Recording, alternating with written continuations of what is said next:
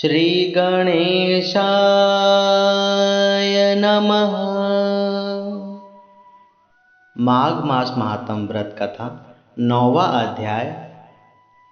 यमदूतों ने आगे और कहा कि मध्याह्न के समय आया हुआ अतिथि मूर्ख पंडित, वेद पाठी या कोई महापापी भी क्यों ना हो, तो वह ब्रह्म के समान है।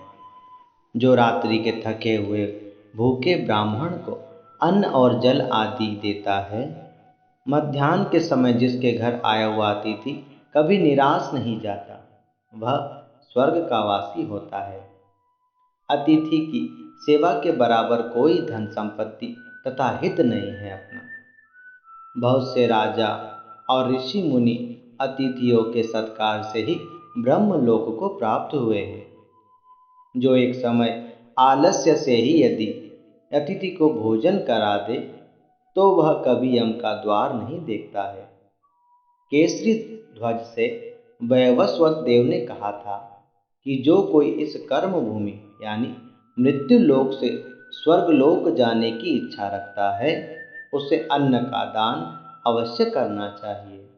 दूत बोले, यमराज कहते हैं कि अन्न के बराबर दूसरा और कोई दान नहीं है।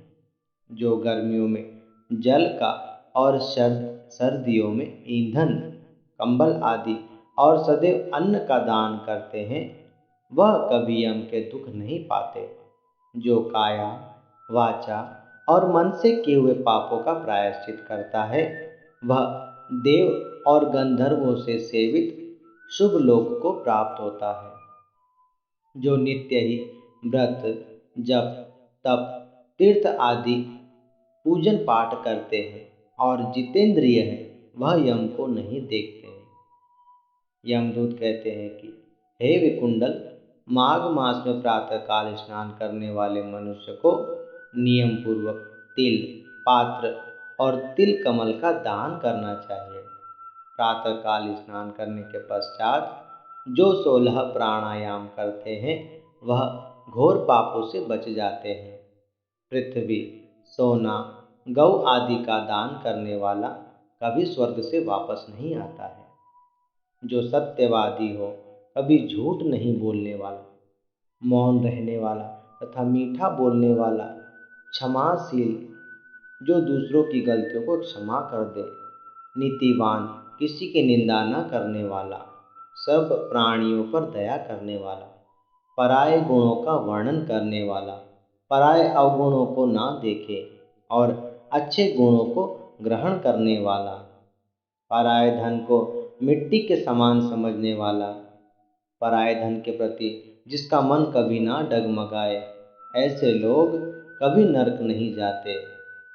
यमदूत बोले, हे विकुंडल, एक बार गंगा जी में स्नान करने से मनुष्य सभी पापों से छूटकर अत्यंत शुद्ध और पवित्र हो जाता है। भगवान के श्री चरणों से उत्पन्न हुई गंगा जी के पवित्र जल को भगवान श्री शिव जी ने अपने मस्तक में धारण किया था। वह ब्रह्मा, जो संदेह रहित, प्रकृति से अलग और निर्गुण है, ब्रह्मांड में उसकी समानता किससे हो सकती है।